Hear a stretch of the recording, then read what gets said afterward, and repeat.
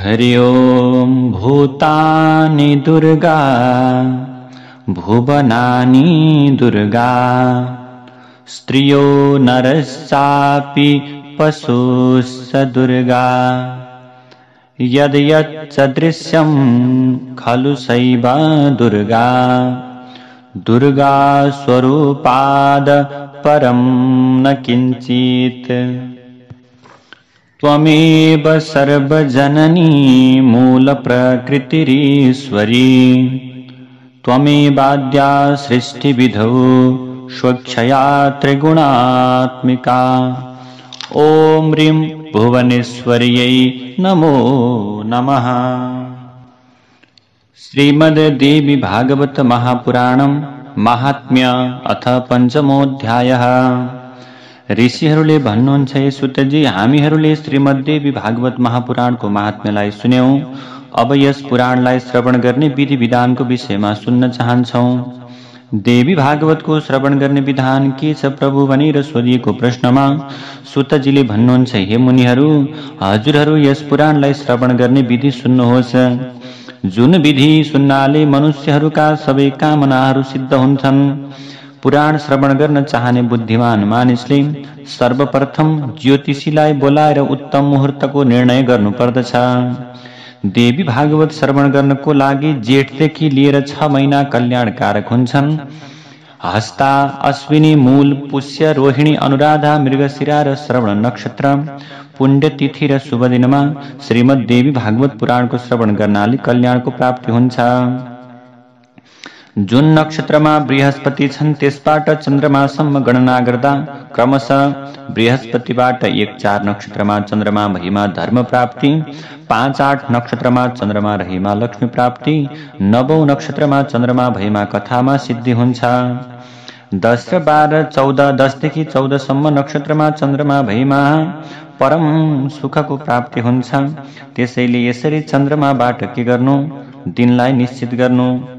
देवी प्रसन्नताको लागि देवीलाई खुशी बनाउनको निम्ति 4 नवरात्रहरूमा अर्थात् आश्विनको शुक्ल पक्षको प्रतिपदादेखि नवमीसम्म, माघ शुक्ल पक्षको प्रतिपदादेखि नवमीसम्म, चैत्र शुक्ल पक्षको प्रतिपदादेखि नवमीसम्म र आषाढ शुक्ल पक्षको प्रतिपदादेखि नवमीसम्मका दिनहरू राम्ररी विचार गरेर यो पुराण सुन्नुपर्दछ।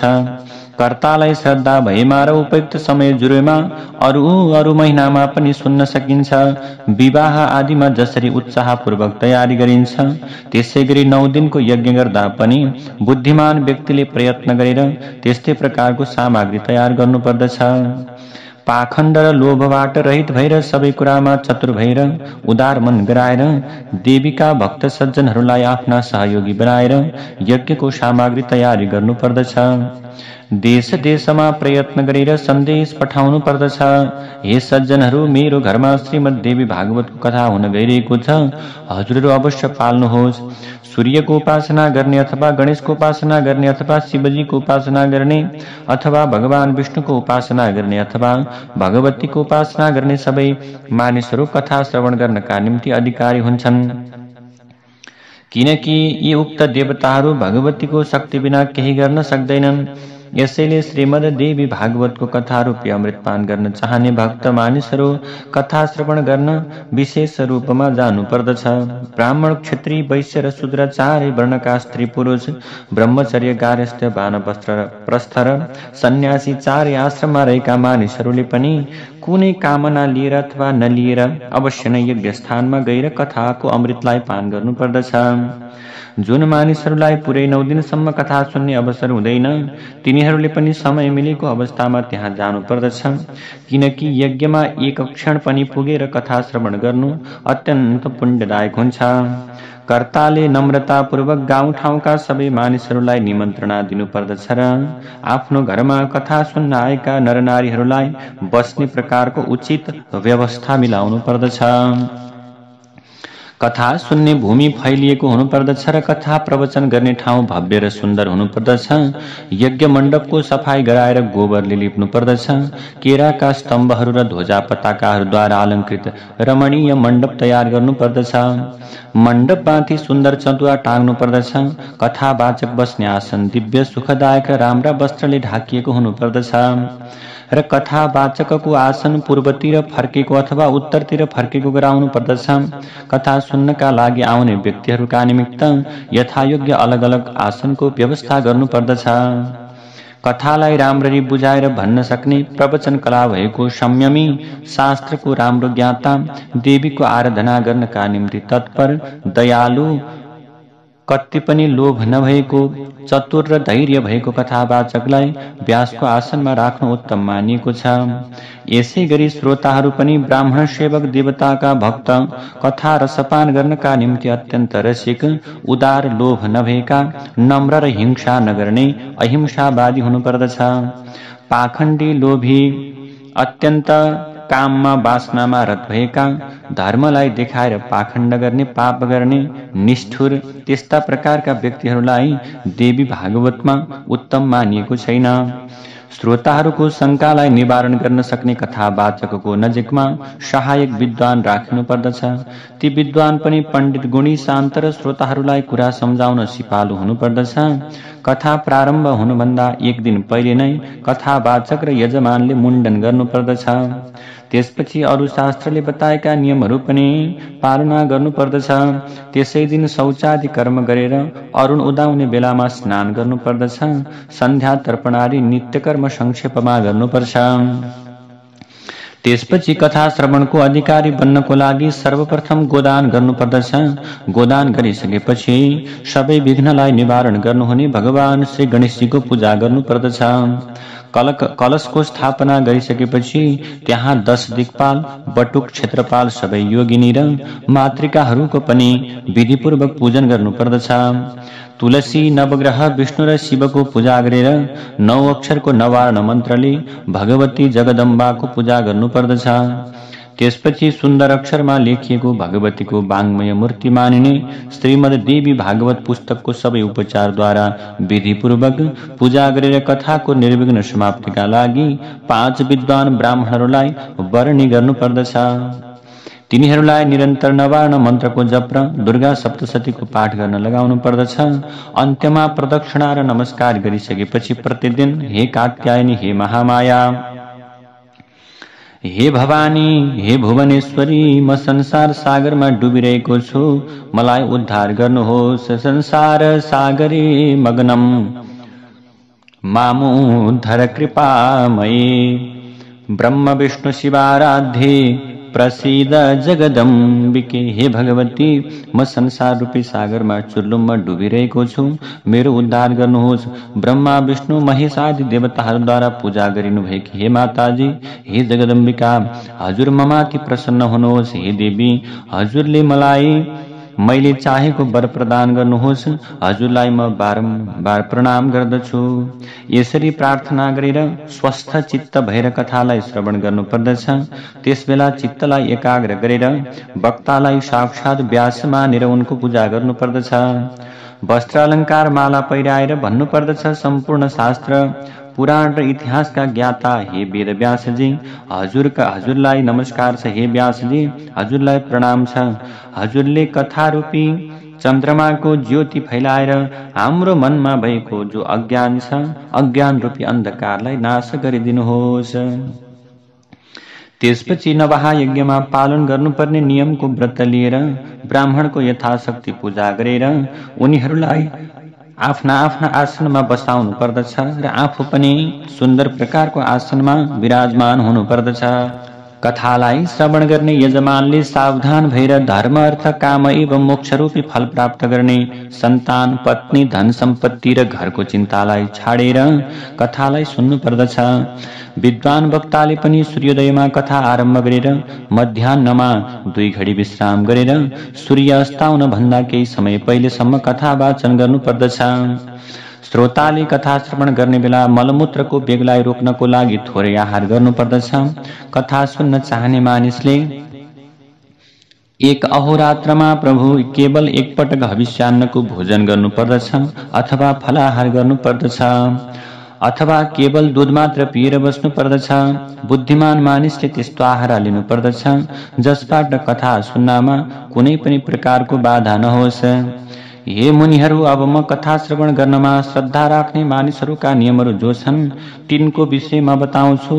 जुन मानिसले ब्रह्मा विष्णु र शिवमा भेद दृष्टि राख्दछन्, देवीको भक्तिबाट रहित हुन्छन्, जुन मानिस हिंसक छन्, दुष्ट छन्, जसले सज्जन व्यक्तिसँग द्वेष गर्दछन्, जो नास्तिक छन्, तिनीहरू कथा श्रवणका निम्ति योग्य मानिएका छैनन्। त्यसैले प्रभु श्रोताहरूले ब्रह्मचर्यको पालना गर्नुपर्दछ, भुइँमा शयन गर्नुपर्दछ, साँचो बोल्नुपर्दछ, इन्द्रियमाथि काबु राख्नुपर्दछ र कथा समाप्तिपछि संयमपूर्वक पातबाट बनेको पात्र अर्थात् टपरीमा भोजन गर्नुपर्दछ। व्रत गर्ने मानिसले कुभिन्डो, तेल, दाल, मह, डढीको अन्न, बासी अन्न, भन्टा, अरू नराम्रो भाव दिएको अन्नलाई ग्रहण गर्नु हुँदैन।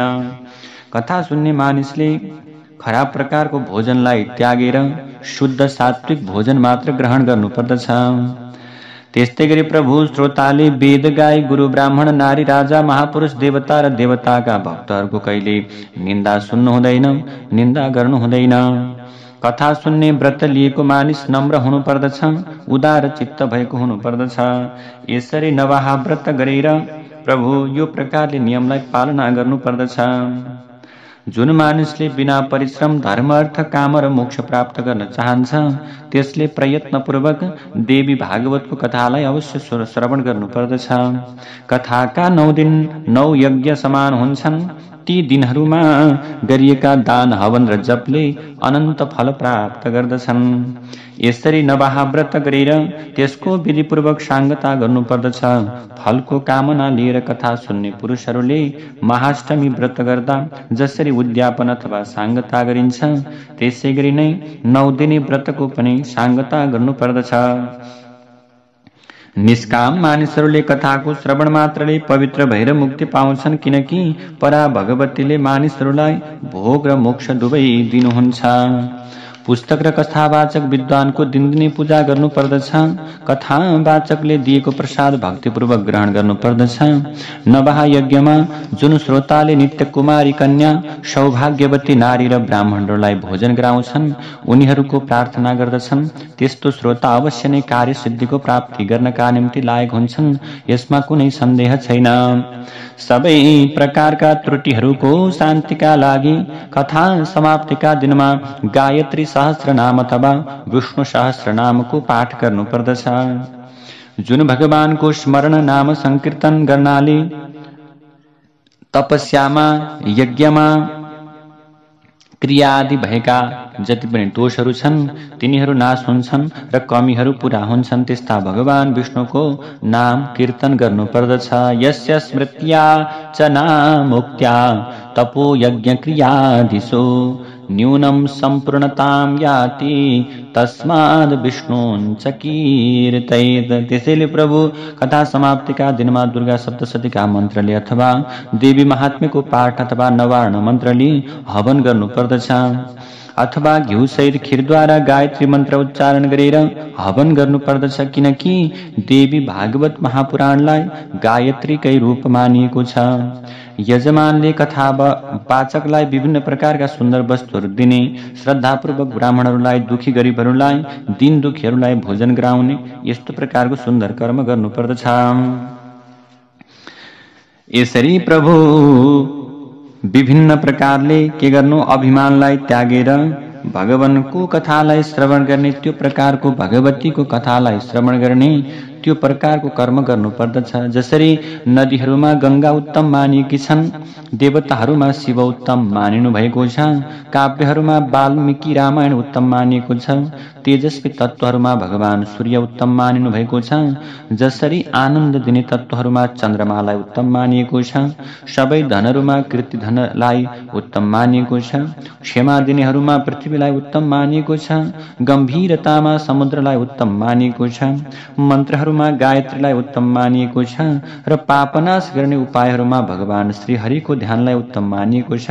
त्यसै गरी सम्पूर्ण पुराणहरूमा श्रीमद् देवी भागवत महापुराणलाई सर्वोत्तम मानिएको छ। जुनसुकै उपायले पनि यदि कुनै मानिसले देवी भागवत महापुराणलाई 9 पटक सुन्दछ भने त्यसले कति फल प्राप्त गर्दछ त्यसको वर्णन गर्न सकिँदैन। त्यस्तो प्रकारको व्यक्ति जीवितै हुँदा समयमा अथवा जीवितै भए पनि मुक्त भएर जान्छ। उसलाई यो संसारमा कर्म गर्दा गर्दै उसको मुक्ति अवश्य निश्चित छ। त्यसैले प्रभु जसले देवी भागवतको आधा श्लोक अथवा 1 पाउ श्लोक दिनदिनै सुन्ने अथवा पढ्ने गर्दछन् उनीहरूलाई परम गति प्राप्त हुन्छ। भूत प्रेत आदिको दोष शान्तिका लागि अनि आफ्नो इच्छालाई पूर्ण गर्नका निम्ति मनोकामना पूर्ण गर्नका निम्ति श्रीमद् देवी भागवत महापुराणको श्रवण गर्नुपर्दछ। स्वयं भगवती जगदम्बा भुवनेश्वरीले देवी भागवत महापुराणलाई सर्वप्रथम आधा श्लोकमा मात्र प्रकाशित गर्नुभयो। त्यसपछि गैर शिष्य र प्रशिष्यहरूद्वारा विशाल देवी भागवत महापुराणको रूपमा विस्तृत हुँदै गयो। गायत्री भन्दा ठूलो कुनै धर्म छैन, तप छैन, देवता छैनन् र मन्त्र पनि छैन। भगवतीले आफ्ना भक्त र कीर्तन गर्ने मानिसहरूको स्वयं रक्षा गर्नुहुन्छ। त्यसैले उहाँलाई गायत्री भनिएको हो। भगवती गायत्री यस महापुराणमा आफ्ना सबै रहस्य सहित विराजमान हुनुभएको छ। त्यसैले अरू महापुराण भगवतीलाई प्रसन्न गराउने यो देवी भागवतको 16औं कला बराबर पनि छैनन्। त्यसैले श्रीमद् देवी भागवत महापुराण अत्यन्त निर्मल छ। यो अत्यन्त अमूल्य धन हो। यसमा स्वयं धर्ममा अथवा धर्मका छोरा नारायण ऋषिले पवित्र धर्मको वर्णन गर्नुभएको छ। यसमा गायत्री देवीको रहस्य र भगवती भुवनेश्वरीको दिव्यधाम मणिद्वीपको सुन्दर वर्णन प्रस्तुत गरिएको छ। साथै यसमा हिमालयका लागि स्वयं भगवतीद्वारा प्रकाशित महत्त्वपूर्ण देवी गीता पनि रहेको छ। यसै कारणले हे मुनिहरू यो महापुराण समान अर्को उत्तम महापुराण कुनै पनि छैन। त्यसैले प्रभु श्रीमद् देवी भागवत महापुराणको राम्रोसँग सुन्दर प्रकारले संयमित भएर श्रवण गर्नुपर्दछ। भगवतीकै अंशबाट पैदा हुनुभएका ब्रह्माजी, विष्णुजी, शिवजी, शेषनारायण र इन्द्र आदि देवताहरू पनि जुन भगवतीको सम्पूर्ण प्रभावलाई राम्ररी जान्न सक्नुहुन्न भने अरू सामान्य देवताले भगवतीको महिमा कसरी जान्न सक्नुहुन्छ र? त्यसैले म भगवती जगदम्बा भुवनेश्वरीलाई निरन्तर प्रणाम गर्दछु।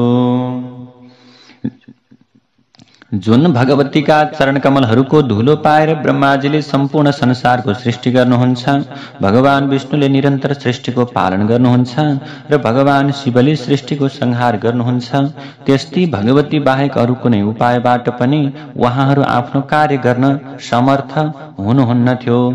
यस्तो महिमा भएकी भगवती जगदम्बिकालाई म निरन्तर प्रणाम गर्दछु।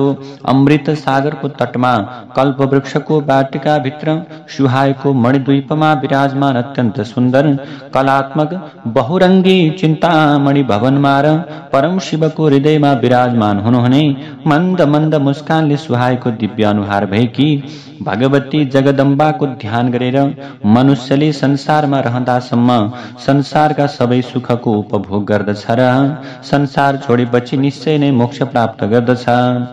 यसरी ब्रह्मा, विष्णु, शिव, इन्द्र आदि देवता र सम्पूर्ण महर्षिहरूद्वारा पूजा गरिनु भएकी मणिद्वीप निवासिनी भगवतीले संसारको कल्याण गर्नुहुनेछ। यसरी स्कन्द पुराणमा व्याख्या गरिएको श्रीमद् देवी भागवतको महात्म्यलाई सुतजी महाराजले 28,000 सौनकादि ऋषिहरूलाई श्रवण गराउनुभयो। अब प्रभु श्रीमद् देवी भागवत महापुराणको प्रथम स्कन्दको पहिलो अध्यायलाई श्रवण गरिन्छ। सबैभन्दा पहिले प्रभु यहाँ मङ्गलाचरणको व्याख्या गरिएको छ। सबैभन्दा पहिले भगवतीको मङ्गलाचरण गरिएको छ। ओम सर्वचैतन्य रूपां ताम आद्यां विद्यां च धीमहि बुद्धिं यानः प्रचोदयात्। समस्त चेतनाको रूपमा रहनु भएकी आदिशक्ति ब्रह्म विद्या स्वरूपिणी भगवती जगदम्बाको हामी ध्यान गर्दछौं। उहाँले हाम्रो बुद्धिलाई माथि जानका निम्ति अथवा हाम्रो बुद्धिलाई सुन्दर बनाउनका निम्ति प्रेरणा प्रदान गर्नुहोस्। सौनकादि 88,000 ऋषिहरूले भन्नुहुन्छ, सुतजी हजुर पुरुषहरूमा अग्रगामी भाग्यशाली र धन्य हुनुहुन्छ, किनकि हजुरले पुराण संहिताहरूको राम्ररी अध्ययन गर्नुभएको छ। यसरी सौनकादि 88,000 ऋषिहरूले सुतजी महाराजको अत्यन्त गुणगान गाउनुहुन्छ। अष्टादश पुराणानि कृष्णेन मुनिना नघ कथितानि सुदिव्यानि पठितानि त्वया नघ। हे पाप नभएका धर्मात्मी हे महर्षि, पहिले महर्षि वेदव्यासले 18 महापुराणहरू रचना गर्नुभएको थियो। हजुरले ती सबै पुराणहरूको राम्ररी अध्ययन गर्नुभएको छ। 5 लक्षणले सम्पन्न र अनेकौं रहस्य भएका सबै महापुराणहरूलाई वेदव्यासबाट हजुरले राम्रोसँग अध्ययन गर्नुभएको छ। हाम्रा पुण्यको कारण नै अत्यन्त दिव्य, विश्वास गर्न योग्य र कलीको दोषबाट मुक्त भएको यस पवित्र धाममा हजुर पाल्नु भएको छ। यो मुनिको समाज पुण्य प्रदान गर्ने पुराण संहिता सुन्न चाहन्छ। हे सुतजी, हजुरले सावधान भएर हामीहरूलाई उपदेश गर्नुहोस्। हे सर्वज्ञ, हजुर आदि भौतिक आदि दैविक र आध्यात्मिक तापबाट रहित दीर्घायु हुनुहोस् र आज वेद समान मानिने श्रीमद् देवी भागवत महापुराण हामीलाई सुनाउनुहोस्। हे सुतजी, कानलाई आनन्द प्रदान गर्ने स्वादका ज्ञाता मानिसहरूले पुराणहरूको श्रवण गर्दैनन् भने तिनलाई दैवले ठगेको मान्नु पर्दछ। जब भगवानका लीलाहरूलाई कानले श्रवण गरिन्छ तब मात्रै यो कान धन्य हुन्छन्। यी कानहरूको उपयुक्त प्रकारको कर्म हुन्छ। जसरी विभिन्न प्रकारका रसबाट जिब्रोले आनन्द प्राप्त गर्दछ, त्यस्तै गरी बुद्धिमान विद्वान व्यक्तिले वचनबाट बुद्धिमानको कानलाई परम सुख प्राप्त हुन्छ। कान नभएका सर्प पनि शब्द सुनेर मोहित हुन्छन्, तर कान भएका मानिसहरूले यदि भगवानको ज्ञानलाई सुन्दैनन्, सद्ज्ञानलाई श्रवण गर्दैनन्, पुराणलाई सुन्दैनन् भने प्रकारान्तरले तिनलाई पनि कान नभएकै मान्नु पर्दछ।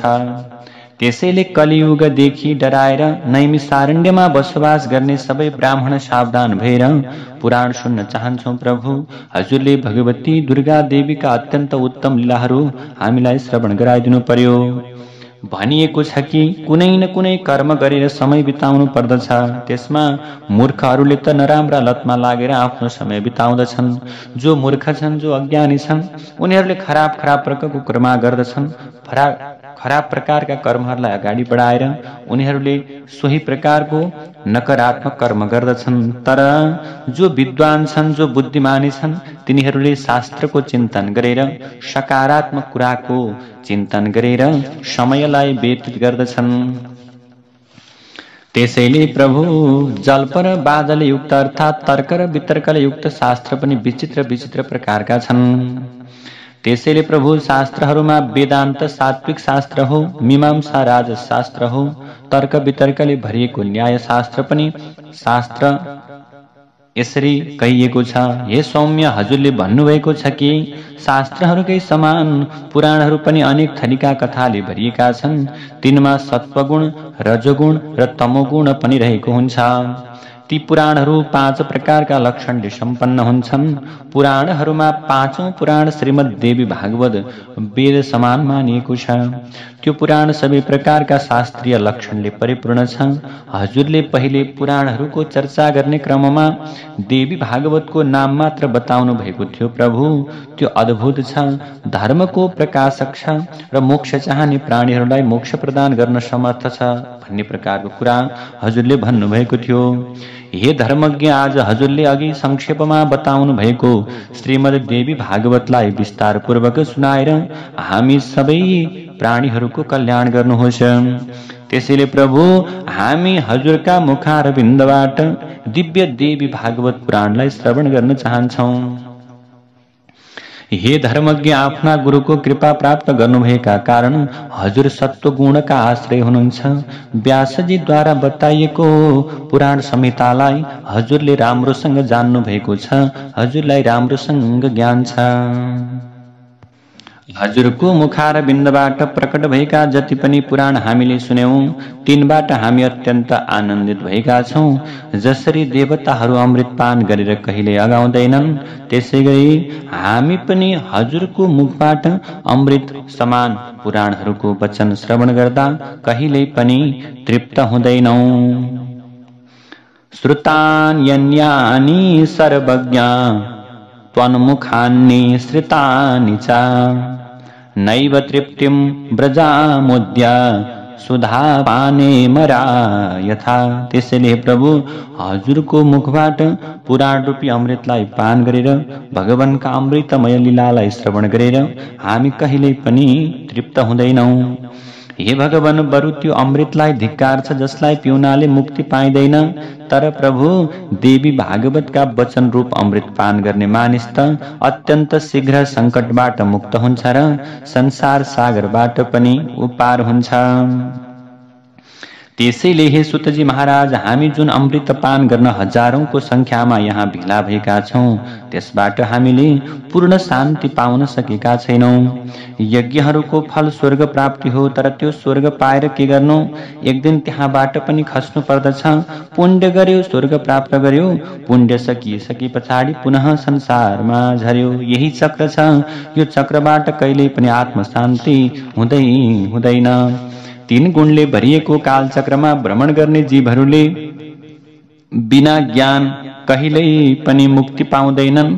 त्यसैले हजुरले अत्यन्त पवित्र रहस्यले परिपूर्ण मुक्ति चाहने जीवहरूलाई मुक्ति प्रदान गर्ने, सबैलाई प्यारो लाग्ने र सबै प्रकारका रसले भरिएको देवी भागवतको कथा हामीलाई सुनाउनुहोस् भनेर 88,000 सौनकाद ऋषिहरूले सुतजीका चरणमा बिन्ती गर्नुहुन्छ। जय जय श्रीमद् देवी भागवते महापुराणे अष्टादशसहस्र्यां संहितायां प्रथमस्कन्धे शौनक प्रश्नो नाम प्रथमोऽध्यायः। नारायण हरि हरि। देवी प्रपन्नार्ति हरे प्रसीद प्रसीद मातर्जगतोऽखिलस्य प्रसीद विश्वेश्वरि पाहि विश्वं त्वमेश्वरी देवी चराचरस्य।